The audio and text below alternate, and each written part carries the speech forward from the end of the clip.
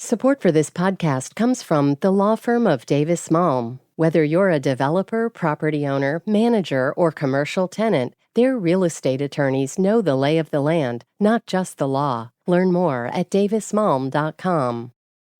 WBUR Podcasts, Boston.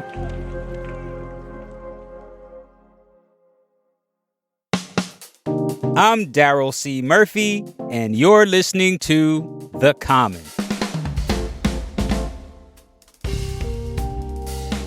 WBUR Assistant Director for CitySpace, Candice Springer. Happy New Year. Happy New Year. What could we possibly be talking about at the top of January?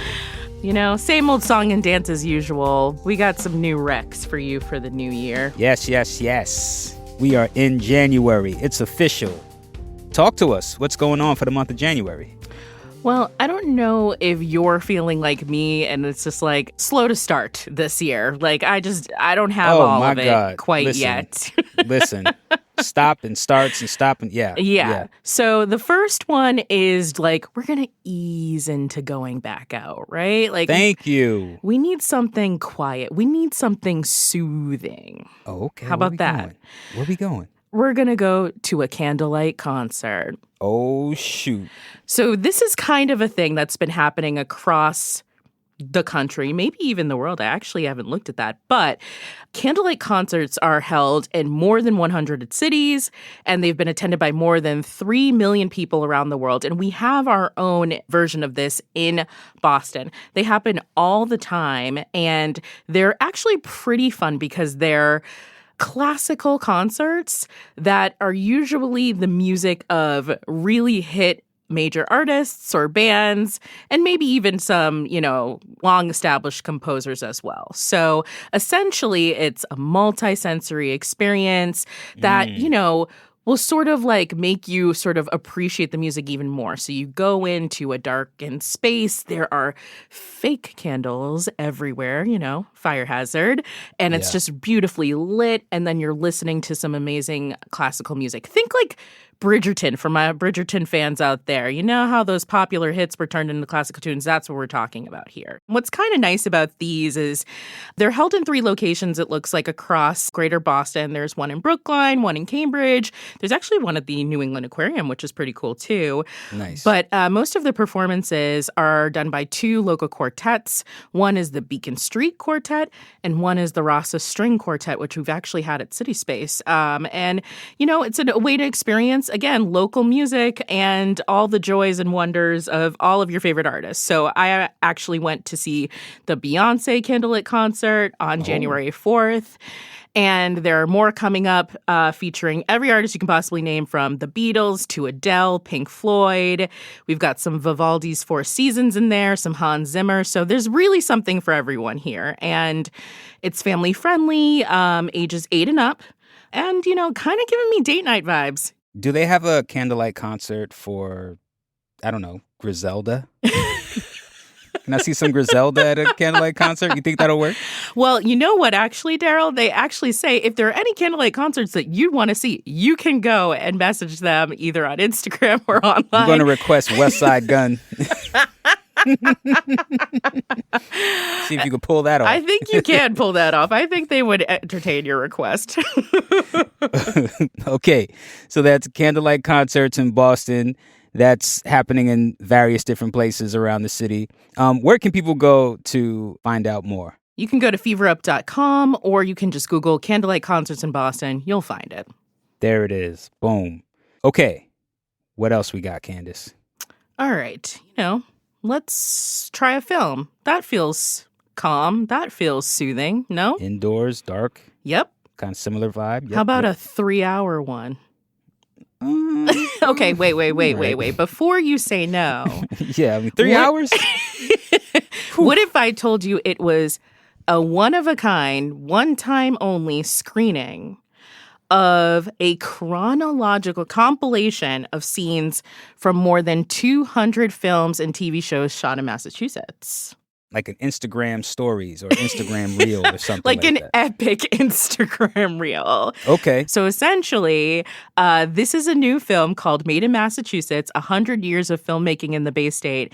And it includes these scenes from 1922 to 2022, highlighting lots of different Massachusetts locations, from the Vineyard to Harvard Square to Great Barrington, lots of landmarks that people will recognize. I mean, a lot of films have been made here, and Boston is becoming a really popular location for filmmaking. This is true. For example, the new movie, The Holdovers, starring Paul Giamatti, directed by Alexander Payne, was shot all over the city.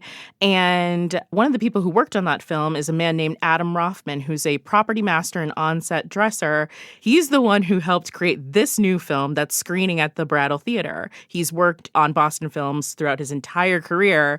And so he has worked with his fellow producer, Vachi Arabian, to come up with this compilation. And honestly, this is like a classic ode to Boston. You know that this is going to be packed, right? Mm-hmm. We love our city. We want to see every single scene that's been filmed here. We want to go, look at that. Oh my gosh, I remember that place. And also, it's free. A free screening. So We love free. We love free. So I don't know, if you're feeling a little nostalgic, if you're feeling some super pride in your hometown, I think this will be a fun one to go check out. And I assume that you don't have to stay there for the 3 hours. My guess is that you can pop in and out. It does feel like in recent years, I'm seeing a lot more set in Boston. I was really surprised to see the Black Panther sequel with some scenes in Boston, right? Yeah. Over the Massachusetts Ave Bridge, yeah. Yeah, that was really interesting. Exactly, So, yeah. And then HBO's The Last of Us, right? Yes, yes. Supposedly that's a good set one. in Boston, right? That was interesting. So yeah, this compilation is everything. It's not necessarily that it's just set in Boston as part of the film. It could be that it was just filmed here and you never knew that it was filmed here.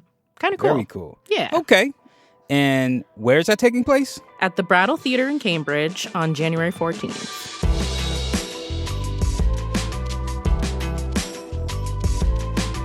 We're going to take a quick break, but we'll be right back.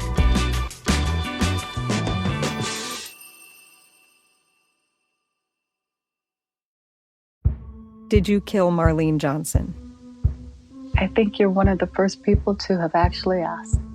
From WBUR and ZSP Media, this is Beyond All Repair, a new podcast about an unsolved murder that will leave you questioning everything. Somebody should be in jail for murdering my sister. A woman who's never been believed. As long as they think I have done this, then they're not looking for who actually did this. And that's what makes it a cold case. No, it's a botched case. And a search for the truth, once and for all. Wow, it just gets more interesting. Beyond All Repair. Listen and follow wherever you get your podcasts. Be careful.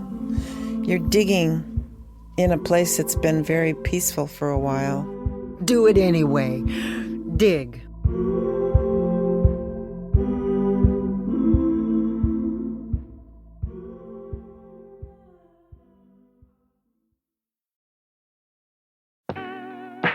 And we're back with more from Candice Springer.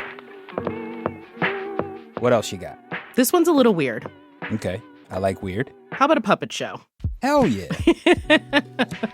This one's called Moby Dick, which may sound familiar to you. It's inspired by the very, very popular novel written by Herman Melville about a captain of a ship who is obsessed with catching a whale. Captain Ahab. Captain Ahab, exactly. And this is actually a play that features life-size puppets that is happening on January 23rd through the 28th at Emerson's Paramount Theater. Wait, when you say life-sized puppets... I'm saying your size puppets. Like, these puppets are created to basically inhabit the actors in the show. And there are over 30 of them in this production.